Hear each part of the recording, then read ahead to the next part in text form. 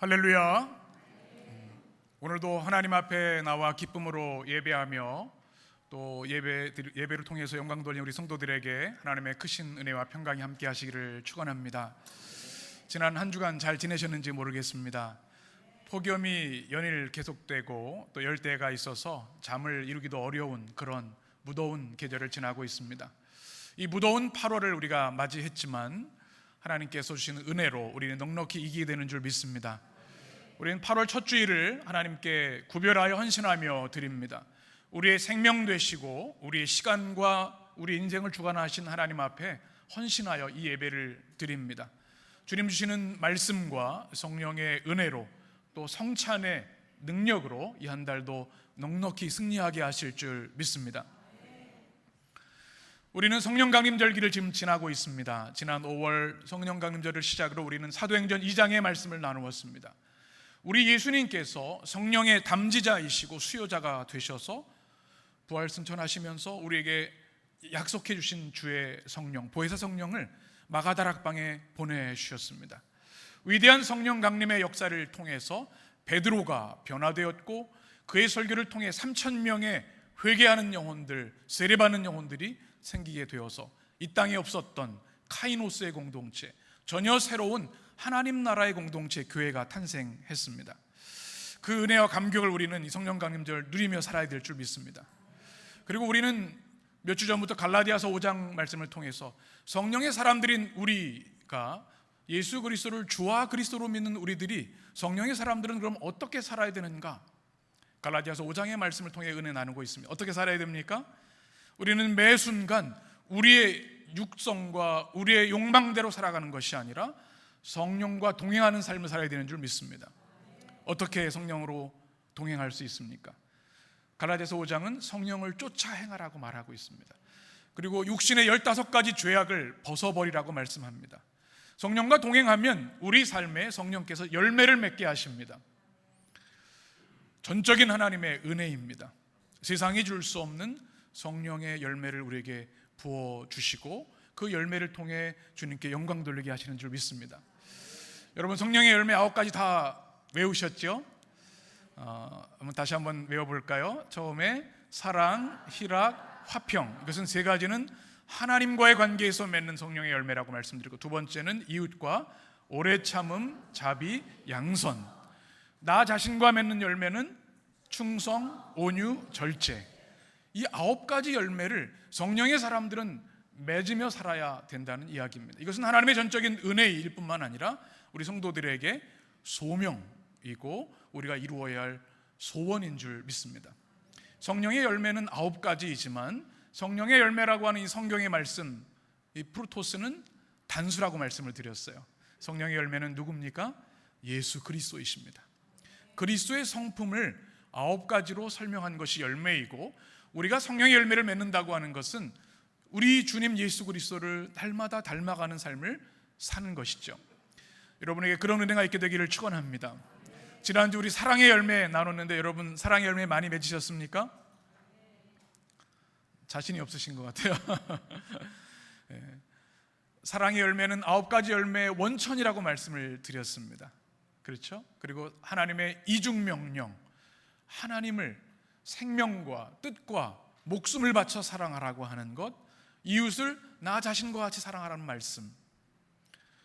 그리고 C.S. 루이스의 천국과 지옥의 이혼이라는 책에 나오는 세라 스미스 부인에 대한 이야기를 전해드렸습니다. 천국에서 가장 압도적인 영광과 위치에 있는 이 여성이 어떤 사람이었습니까? 그는 위대한 신학자도 아니었고 목회자도 아니었습니다. 그는 사랑의 열매를 가장 많이 맺은 사람이었습니다. 그리스도를 가장 많이 닮은 사람이었던 것을 기억합니다. 우리 해림의 성도들은 여러분의 일생을 통하여 이 세라 스미스 성도처럼 사랑의 열매를 풍성히 맺는 여러분 되시기를 축복합니다. 오늘은 두 번째 열매 무엇입니까? 희락입니다. 기쁠 희자, 즐거울 락자. 우리는 보통 기쁨이라고 얘기를 합니다. 하나님을 믿는 성도들이 누려야 할 기쁨은 과연 무엇인가? 라고 하는 주제의 말씀입니다. 여러분, 기쁨의 삶을 살고 계시죠? 감사합니다. 아멘 해주셔서 얼마나 감사한지. 목사님, 세상에 기뻐할 일이 뭐가 있다고 기쁨의 삶을 살겠습니까? 이런 분이 15분 계신 것 같아요. 이런 질문을 드려보죠. 최근에 여러분 너무 기뻐서 환호성을 지르고 또 기쁨이 솟구쳐서 막 춤을 춰 보신 적 있으십니까? 그럼 더위 먹었냐고 얘기를 합니다. 이렇게 생각할지 모르겠어요. 올림픽 얘기를 하셨어요. 맞아요. 파리 올림픽이 진행되고 있습니다. 제 설교 흐름을 다 아시네요. 이제 사진을 좀 보여주시면, 이 올림픽에 참가한 선수들이 이제 경기를 통해서 땀 흘린 열매들을 맺을 때 뭐 사격, 우리나라 얼마나 잘하는지요. 사격, 뭐 양궁, 펜싱, 싸움에 능한 민족인 것 같아요. 얼마나 자랑스럽고 좋은지, 이들이 땀 흘려서 얻은 이 메달들이 얼마나 기쁠까요? 아마 가만히 있을 수 없을 것 같아요. 기뻐서 막 춤추고 소리 지를 수밖에 없을 것 같아요. 뭐 이렇게 메달을 딴 선수들뿐만 아니라 사실은 이 나라를 대표한다는 것만 해도 대단한 일이고요. 최선을 다해서 경기를 마친 선수들, 메달이 없더라도 그들의 기쁨이 있으리라 생각이 됩니다. 우리 인생에는 때로 이런 환호성을 지르는 기쁨의 순간들이 있습니다. 그런데 대부분을 보면 우리 인생은 그것보다는 소소한 기쁨, 작은 기쁨들이 있어요. 어떤 분들은 먹는 것에 기쁨을 크게 주시는 분들이 계세요. 누구라고 말씀을 안 드리겠습니다. 아마 한두 사람들은 다 아실 것 같아요. 굉장히 힘들고 우울했다가도 고기 먹으러 가자 하면은 또 기쁨을, 또 자다가도 행복해하는 사람들이 있지요. 또 마시는 음료수를 마시면 더위를 아주 씻어주는 참 행복을 우리에게 줍니다. 또 때로 운동선수들은 자신들이 원했던 목표를 이룰 때 얼마나 행복해 하는지요. 도무지 풀리지 않았던 문제들이 해결될 때 우리는 환호성을 지릅니다. 우리의 꿈을 이룰 때, 우리가 원하는 직장에 들어갈 때, 또 목표에 달성할 때 우리에게 기쁨이 있죠. 근데 이것과 비교를 할 수 없는 더 큰 기쁨은 생명의 기쁨이죠. 우리 집사님 가정에 손주 보셨는데 이거 얼마나 기쁘겠어요. 그거는 뭐 다른 기쁨하고 비교할 수가 없는 거예요. 생명의 기쁨, 또 사랑의 기쁨, 사랑받는 기쁨, 사랑하는 기쁨, 우리에게는 참 다양한 기쁨들이 있습니다. 그런데 문제는 이런 기쁨들은 그리 오래 가지 않는다는 것입니다. 맛있는 거 먹으면 몇 시간 가는 것 같아요. 그리고 자동차를 사면 3개월을 좋아한다고 하더라고요. 새 차 샀다고 막 좋아하죠. 집을 사면 6개월 간다고 하더군요. 꽤 오래 가는 것 같아요. 우리 인생에 이런 어느 순간에 기쁨을 주는 것들이 있지만 시간이 지나면 사라지고 말아요. 메달 따는 게 얼마나 좋아요. 그런데 어느 순간 그 정상에서 내려오는 순간이 있고요. 또 어떤 분은 이 로또 당첨돼서 좋아하는 분이 계신데 통계적으로 보면 대부분 불행한 인생을 사는 것을 봅니다. 그 어떻게 주체하지 못하고 그 물질의 축복이, 물질의 부요함이 별로 도움이 되지 않는 것이죠. 우리의 기쁨은 상황적이고 일시적이고 상대적인 경우가 참 많습니다. 그래서 우리 인생은 우리 영혼 깊은 곳에서부터 영원한 기쁨을 갈망합니다. 변하지 않는 기쁨, 더 깊은 본질적인 존재적인 기쁨을 모든 사람들은 갈망하는 것이죠. 그런데 세상에서 그 기쁨을 얻을 수 없죠. 성경은 오직 영원한 기쁨, 본질적인 기쁨, 그 누구도 빼앗을 수 없는 기쁨은 하나님으로부터 나옴을 말씀하고 있습니다. 오늘 사도 바울이 성령의 열매 두 번째 희락의 바로 그 내용입니다. 오늘 말씀을 같이 읽겠습니다. 오직 성령의 열매는 사랑과 희락과 화평과 오래 참음과 자비와 양성과 충성과, 사랑 다음에 나온 것 두 번째로 중요한 게 기쁨입니다. 희락입니다. 성경의 언어로 보면 이것을 카라라고 합니다. 카라. 이것은 육체적인 기쁨, 순간적인 기쁨이 아니라 하나님에 대한 믿음으로부터 나오는 기쁨을 의미합니다. 구원받은 하나님의 백성이 누리는 근본적인 기쁨, 존재적인 기쁨을 이 카라라고 이야기를 합니다. 요한복음 15장에 보면 이렇게 되어 있습니다. 예수님의 말씀인데요, 아버지께서 나를 사랑하신 것 같이 나도 너희를 사랑하였으니 무엇 안에 거하라? 나의 사랑 안에 거하라. 10절에 보면 쭉 말씀하시고 내 사랑 안에 거하라. 11절 같이 읽겠습니다. 내가 이것을 너에게 이름은 내 기쁨이 너희 안에 있어 너희 기쁨을 충만하게 하려 함이라. 아멘. 사랑과 기쁨을 같이 말씀하십니다. 내 사랑 안에 거하면 나의 기쁨이 너희 안에 임할 것이다. 이 사랑과 희락은요 쌍둥이라고 얘기를 합니다. 우리의 진정한 기쁨, 영원한 기쁨은 주님의 사랑 안에 거할 때 우리 마음속에 희락, 카라가 샘솟게 되는 것이죠. 그러면 이 희락이라고 하는 것, 성령의 열매인 기쁨은 구체적으로 무엇인가? 크리스토퍼 라이트라고 하는 옥스퍼드의 교수님은 이것을 성경 전체를 통해 4가지로 설명을 합니다. 첫 번째는 하나님 백성으로 누리는 기쁨을 말합니다. 어떤 기쁨이에요? 하나님의 백성이 누리는 기쁨이 카라다, 성령의 열매, 희락이라는 말씀입니다. 여러분, 우리가 하나님의 백성이 되었다는 것에 대한 감격과 감사가 있으십니까? 한번 따라해 보실까요? 우리 선포해 봐. 하나님의 백성. 눈물이 나십니까? 마음에 감동이 있으신가요? 여러분, 구약 성경의 가장 큰 핵심 키워드가 하나님의 백성입니다. 이스라엘 백성은요 아주 미천하고 보잘것없는 거류민이었습니다. 어디 내세울 것 없는 참혹한 거류민, 핫비루, 히브리의 노예들이었습니다. 그런데 하나님께서 그들을 택하셔서 나는 너희 하나님이 되고 너희는 내 백성이 될 것이다, 놀라운 언약의 축복을 주셨습니다. 이것은 기적적인 축복입니다. 당시 고대 근동에서는요 누가 하나님의 백성이냐면 로마 황제 아니면 그 절대 권력을 가진 왕들의 백성들, 또 왕족들, 소수 1%들만 하나님의 신의 가족이라고 얘기를 했습니다. 그런데 성경은 미천하고 고난받고 고통받는 가장 낮은 자들을 향해서 하나님의 백성이라고 선포해 주셨습니다. 이것은 이 성도들이 그 말을 들어 하나님의 백성이라고 내가 나 같은 사람이, 나같이 보잘것없는 사람이 창조주 하나님의 백성이라고 그들은 눈물의 감격을 통해 시편의 찬양을 하나님께 올려드렸습니다. 이제 우리 8.15가 다가옵니다. 얼마나 큰 기쁨입니까? 우리 민족의 최고의 기쁨의 날이죠.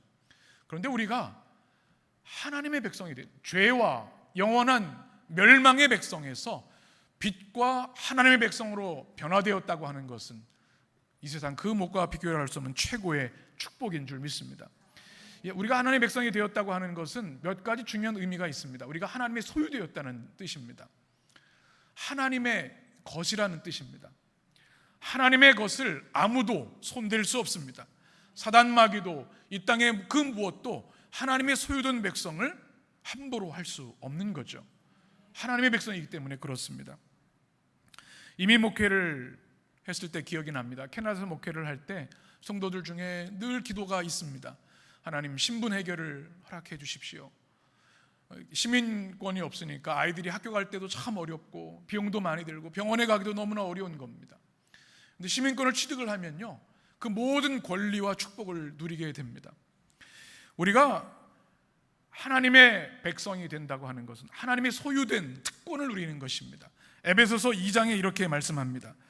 우리 같이 읽겠습니다. 그때 너희는 그리스도 밖에 있었고 이스라엘 나라 밖의 사람이라.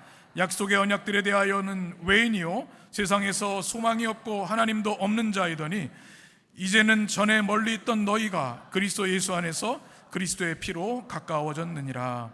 아멘.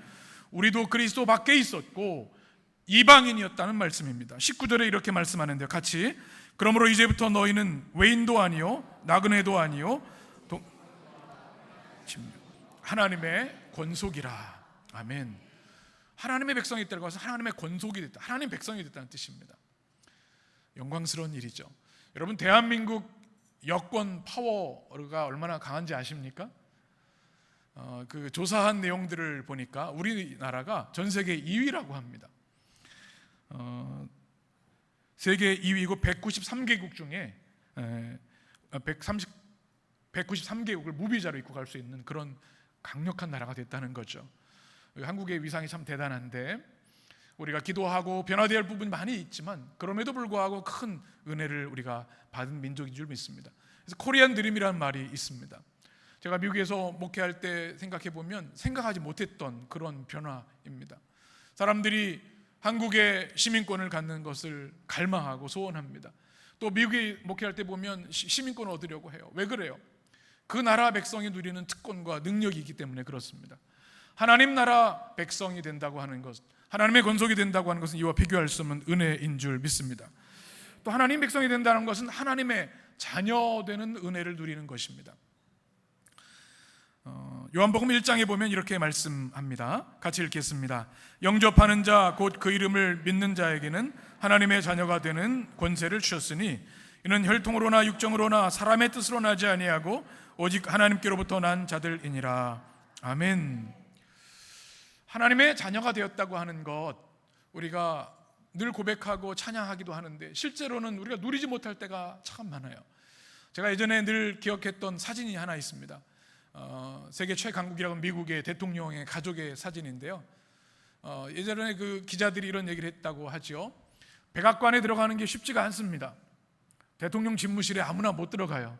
그런데 아빠 만나러 왔어요 하면 그냥 들어가는 거예요. 무사 통과입니다. 이게 자녀된 권세인 거죠. 우리가 하나님을 아빠 아버지로 부를 수 있다고 하는 것, 세상 그 무엇과 바꿀 수 없는 최고의 축복인 줄 믿습니다.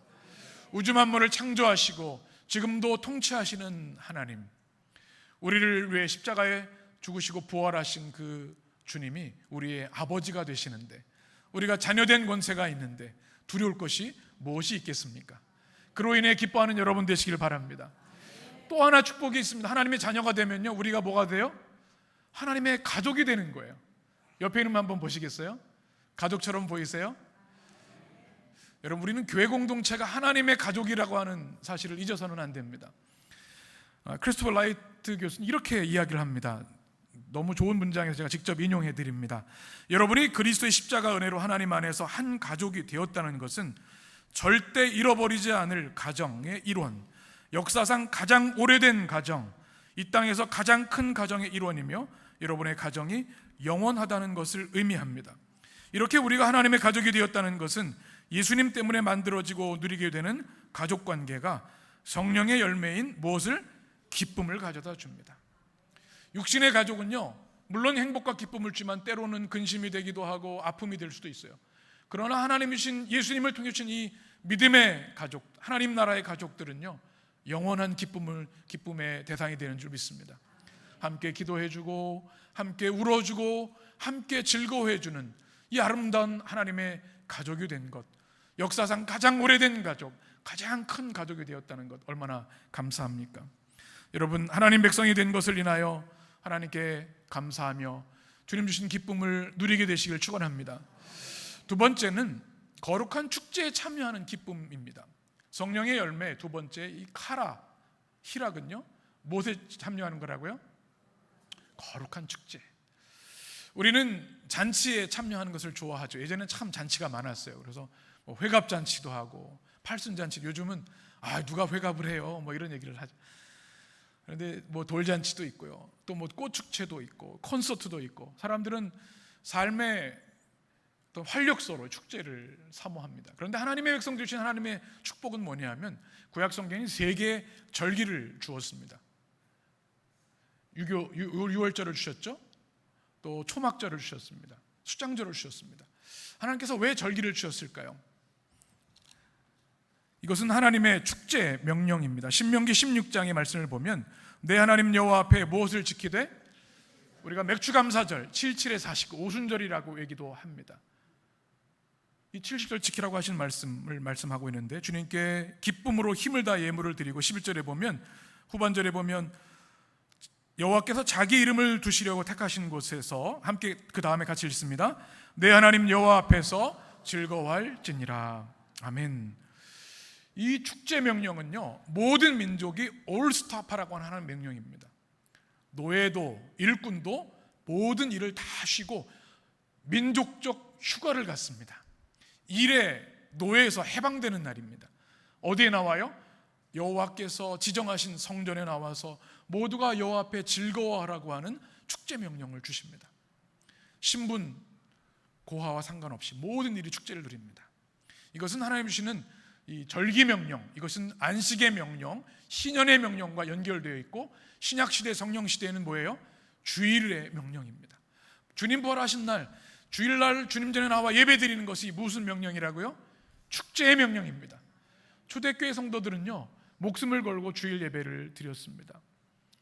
카타콤에서. 음악이 어디 있습니까? 빛이 어디 있습니까? 그러나 부활하신 주님을 찬양하는 주일 축제를 누렸습니다. 우리가 누릴 수 있는 최고의 기쁨, 이 거룩한 축제에 참여하는 기쁨, 이 영원한 기쁨을 우리에게 주셨다는 것입니다. 제가 기억하는 한 집사님이 계십니다. 이 집사님의 기도 제목 중에 이런 게 있어요. 하나님, 제발 은혜 받지 않게 해주세요. 여러분, 이런 기도 제목 들어보신 적 있어요?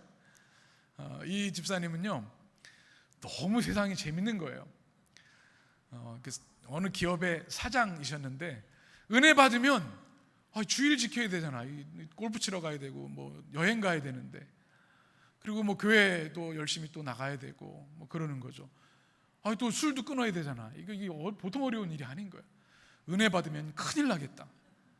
그래서 다 그런 기도를 다 반사하는, 은혜 받게 해주세요.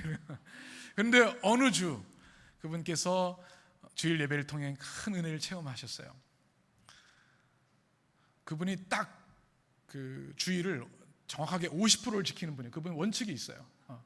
4주에 2주는 주일을 지킨다. 근데 2주는 나를 위해, 나의 즐거움을 애쓴다. 은혜 받게 되니까 그런 고백을 하세요. 옛날에 세상에서 재밌던 것들이 이제는 재미가 없네요, 목사님. 주일에 교회 오는 게 가장 행복합니다. 그 집사님이 이제 권사님 되셨고, 남자분이셨는데 이제 사장님 은퇴하시고 나서 얼마나 교회 열심히 하시는지, 주중 예배, 뭐 수요, 금요일 맨 앞자리에 나와서 은혜를 사모하십니다. 그 부인 권사님 된 장로님이 되셨어요. 우리 아연교회 계셔도 분들 누군지 아실 거예요. 그 은혜를 인해서 주일 축제에 참여하는 그날을 사모하며 손꼽아 기다리며 살아가는 거죠. 이것이 하나님 주시는 카라인 줄 믿습니다. 세상 사람들이 누릴 수 없는, 우리가 이 땅에서도 영원한 천국에서도 새하늘과 새 땅 주님의 나라에서도 드릴 이 주일 예배, 이 기쁨이 여러분에게 영원하게 되시기를 주의 이름으로 축원합니다. 세 번째는 이 카라, 영원한 기쁨은 참된 믿음을 통해서 누리는 기쁨입니다. 무엇을 통해서요? 기쁨은 믿음의 문제라는 이야기입니다. 우리 인생에는요, 기뻐할 수 없는 순간들이 참 많습니다. 당장 해결해야 할 문제들 때문에 잠을 못 이룰 때가 있습니다. 또 자녀들, 가족들 걱정할 때가 있고요. 도무지 풀리지 않는 문제 때문에 정말 두통이 오고 우리 온몸이 아픈 경우들이 얼마나 많습니까? 그런 상황에서 우리가 어떻게 기뻐할 수 있을까요? 그런데 그런 극한 상황에도 기뻐하는 사람들이 있습니다. 여러분, 스데반 집사님을 기억하십니까? 돌에 맞아 순교하는데 성경에 보면 그를 목격한 증언이 있습니다. 천사의 얼굴과 같았더라. 돌에 맞아, 예수님 믿는 것 때문에, 예수님 전하는 것 때문에 돌에 맞아 순교하는데 기쁠 일이 뭐가 있어요? 그러나 그의 영의 눈이 열려서 영원한 천국, 하나님 우편에 계신 부활하신 그리스도를 통하여 그는 천국의 미소, 천사의 웃음을 웃을 수 있었던 것이죠. 사도 바울을 기억하십니까? 바울과 실라가 빌립보 감옥에 갇혔을 때 원망하고 고통해야 됐을 텐데 그는 찬양과 감사를 올려드렸습니다. 초대교회와 사도들, 그 극심한 환난과 핍박 중에도 그들의 기쁨을 그 무엇도 빼앗을 수 없습니다. 순교의 현장에도 말이죠. 이것이 어디서 오는 것입니까? 복음에서 오는 겁니다. 복음이 무엇이에요? 유앙겔리온, 기쁜 소식입니다. The Gospel, The Good News입니다. 하나님의 아들 예수 그리스도께서 이 땅에 오셔서 십자가에 죽으심으로 우리의 모든 죄와 허물을 용서해 주시고 우리를 고통하게 했던 죄와 죽음과 사단의 권세에서 해방시켜 주신 이 복음의 메시지가 우리의 기쁨의 원천인 줄 믿습니다. 이 복음을 믿음으로 우리는 그 누구도 빼앗을 수 없는 희락, 카라를 누리게 되는 거죠. 크리스토퍼 라이트 교수는 이렇게 얘기를 합니다. 시편의 고백을 통해 구약의 성도들은 자신의 개인의 고통, 불의와 억압, 육체적 혹은 언어적 공격, 생명을 위협하는 질병 등 경험 등을 하나님 앞에 가지고 왔습니다. 그들은 그들의 고통을 하나님께 가져감으로써 하나님이 주권적이며 절대적으로 그들을 포기하지 않으실 것을 라는 흔들리지 않는 믿음 덕분에 소망, 찬양, 심지어 기쁨으로 돌아갈 수 있었습니다. 이런 종류의 기쁨을, 고통을 이겨낼 수 있게 합니다. 왜냐하면 그것은 살아계신 하나님에 대한 믿음의 열매이기 때문입니다. 왜 절망이 없고 분노가 없고 억울함이 없고 가슴 답답함이 없겠습니까? 그런데 이 희락, 카라는 무엇의 열매라고요? 믿음의 열매입니다. 하박국 3장에서 이렇게 이야기합니다. 우리 찬양을 잘 알죠? 같이 읽겠습니다.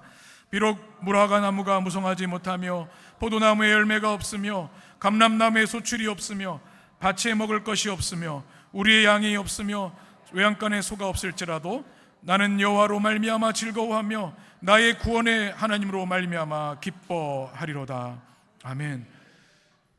아무 것이 없어도 믿음으로 인하여, 여호와로 인하여 기뻐할 수 있는 거죠. 사도행전 16장의 말씀입니다.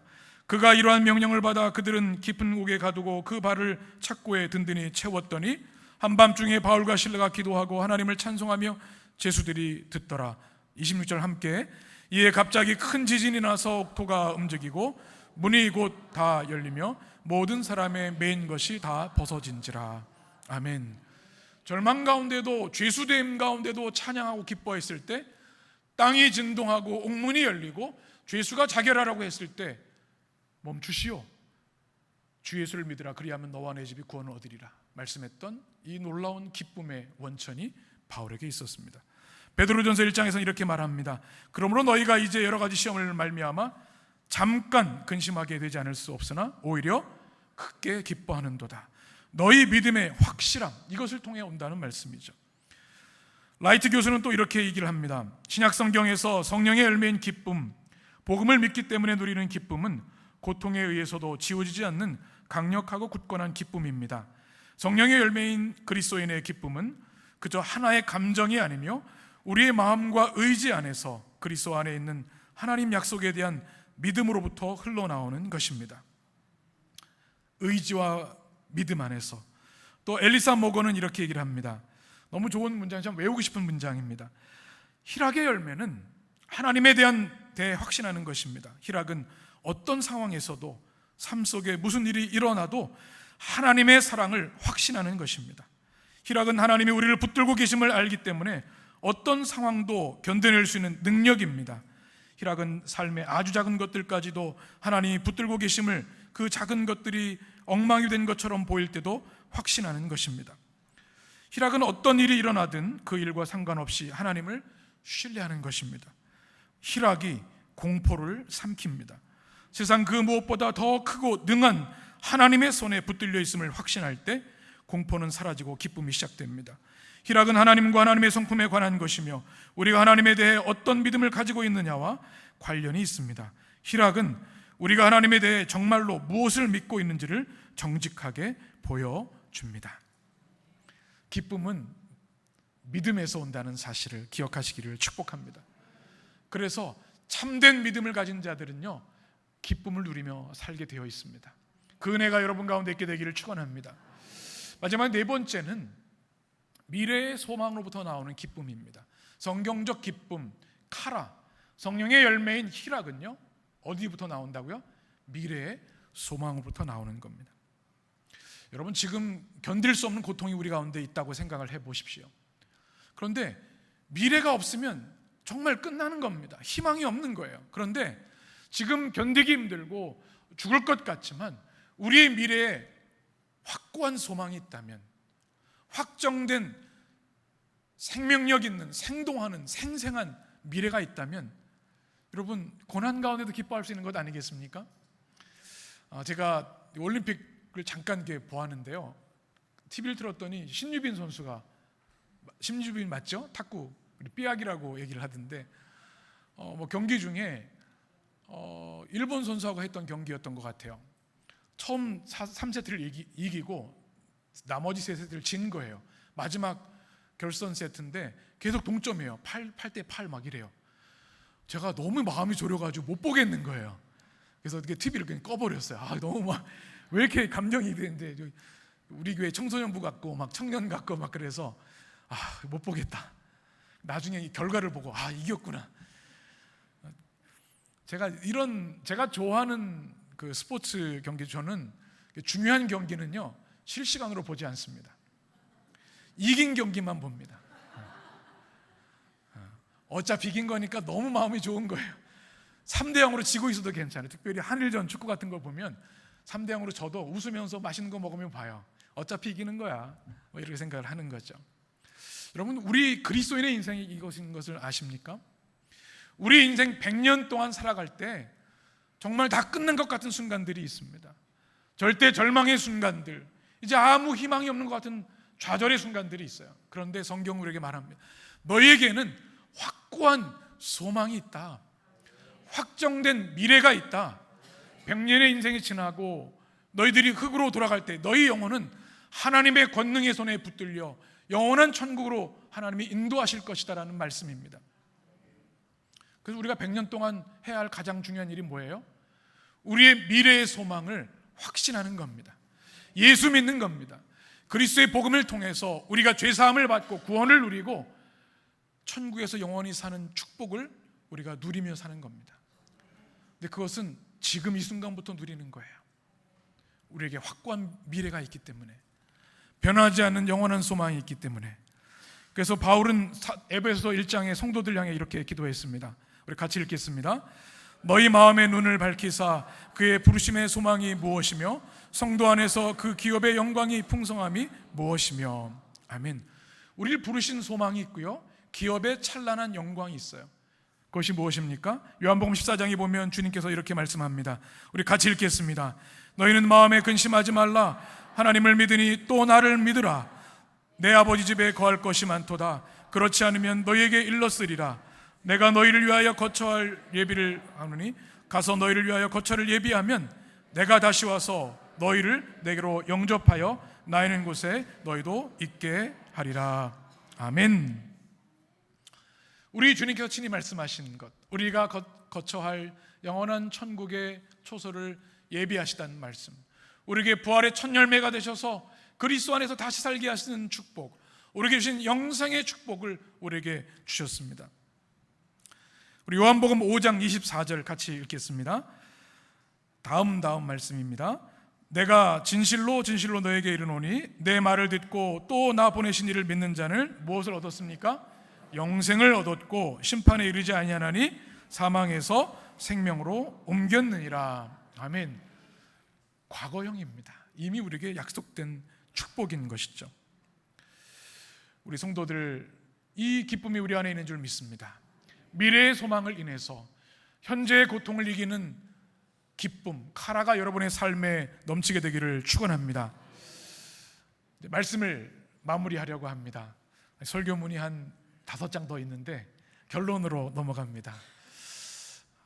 제가 은혜를 너무 많이 받아가지고 좀 우리가 누리는 기쁨이요, C.S. 루이스는 우리 기독교 신앙을 가지고 살아간다는 게 뭐냐? 하나님이 주신 기쁨을 우리가 하나님 기쁨의 세계로 초대하시는 것을 우리가 영접하는 삶이라고 말합니다. 세상이 모르는 기쁨, 이 천국과 영적인 세계와 그리스도 예수를 따르는 기쁨의 삶에 동참하는 것이 신앙을 가는 것이고 그리스도인이 된다고 하는 것입니다. 이런 삶이 우리 삶에 계속되기를 원합니다. 끊임없이 우리의 기쁨을 빼앗는 것들이 참 많습니다. 그럼에도 불구하고 오늘 주신 말씀처럼 성령의 도우심을 구하고 우리가 말씀에 순종해서 주님 주는 기쁨을 누렸으면 좋겠습니다. 여러분, 마지막으로 여러분 웃는 아기의 사진을 좀 보여드리려고 합니다. 한번 PPT 쭉 넘기셔서 여러분 이 모습 보면 어때요? 기분이 좋으시죠? 여러분 저렇게 한번 웃어보세요.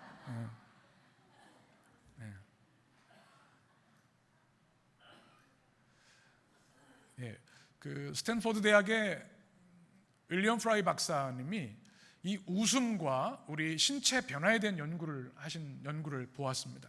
여러분 하루에 몇 번 정도 웃으시나요? 네? 성인이 보통 평균적으로 15번 정도 우는데 아마 크리스천들은 좀 다를 거라고 생각이 돼요. 웬만해서는 웃지 않습니다. 웃어도 그냥 살짝 어쩌면 비웃음으로 오해할 정도로. 그런데 laughing이라고 하죠. 우리가 깔깔거리고 웃는 거, 정말 우리가 호흡하기 힘들 정도로 신나게 웃는 웃음을 하루에 얼마나 웃지 생각을 한번 해보시죠. 어린이들은 아기들은요 평균 이 윌리엄 프라이 박사가 해보니까 315번을 운답니다. 그냥 웃는 거예요. 그냥 웃어 제끼는 거예요. 그러면 이 윌리엄 프라이 박사가 하는 얘기가 뭐냐면 이 웃음이라는 것이 우리 신체 변화, 마음의 변화에 큰 영향을 준다는 거죠. 그래서 10초를 웃으면요, 10초를 우리가 정말 힘을 다해서 웃잖아요. 그러면 이게 로잉이라고 그 노젓는 그 힘찬 운동 15분 한 효과가 있답니다. 15초를 웃으면 생명이 이틀이 연장된답니다. 그리고 우리의 마음의 근심이 스트레스가 날아가고 또 우리 마음의 어떤 신체 기관들이 또 면역력이 강해진다는 거죠. 우리는 영적인 차원을 기억합니다. 이런 물리적인 신체적인 이 기쁨의 효과가 있을지 모르지만 영적인 차원의 것은 다릅니다. 세상이 빼앗을 수 없는 영원한 기쁨, 변하지 않는 기쁨, 이 땅에서도 천국에서 누리는 기쁨, 그 네 가지 기쁨을 우리에게 주님이 주신 줄 믿습니다. 무엇입니까? 하나님의 백성된 기쁨, 하나님의 권속이 되었고 하나님의 자녀가 되었고 그로 인해 이 어마어마한 하나님의 영광스러운 가족들을 허락하신 기쁨. 또 어떤 기쁨입니까? 네? 네, 맞아요. 주님이 주신 축제에 참여하는 거. 주일 예배의 기쁨, 기도와 말씀의 기쁨, 영적인 기쁨, 성찬의 기쁨. 세 번째는 뭐예요? 네, 믿음을 통해 주시는 기쁨. 환난과 고난 중에도, 순교의 현장에도. 네 번째는 미래의 소망으로 인한 기쁨. 이 기쁨을 주님이 우리에게 명령하십니다. 항상 기뻐하라. 너에게 말하노니 다시 말하노니 기뻐하라. 믿음으로 이 성령의 열매 희락, 카라를 누리는 우리 성도들 되시기를 주의 이름으로 축원합니다. 기도하겠습니다.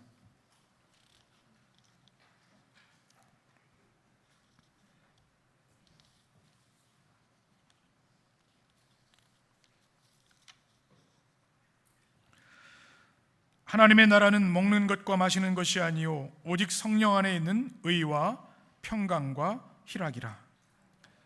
생명의 주 하나님, 오늘 말씀을 통해서 우리 존재 깊은 곳에 허락하신 카라, 성령의 열매, 기쁨의 은혜를 깨닫게 하시니 감사합니다. 주님, 이 땅의 것을 바라보면 기뻐할 것이 없고 한숨과 눈물과 고통만 다가옵니다.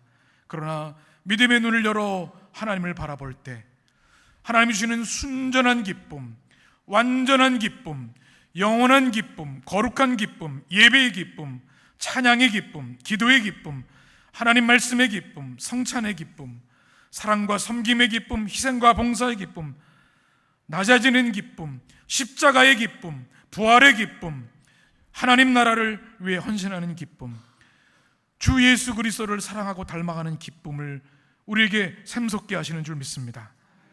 성령의 열매 카라, 희락을 우리 사랑하는 성도들의 삶에 넘치도록 부어주셔서 이 땅에 살아가면서 우리가 가야 갈 하나님의 나라 영원한 천국에서 의와 평강과 희락을 누리며 살아가는 성도들 되게 하시고, 때로 우리의 기쁨을 빼앗아가는 상황 속에서도 성령의 도우심을 간구하며 기뻐하라는 주님의 명령에 순종함으로 기쁨의 열매를 풍성히 맺어가는 우리 해림의 성도들 되도록 축복하여 주옵소서.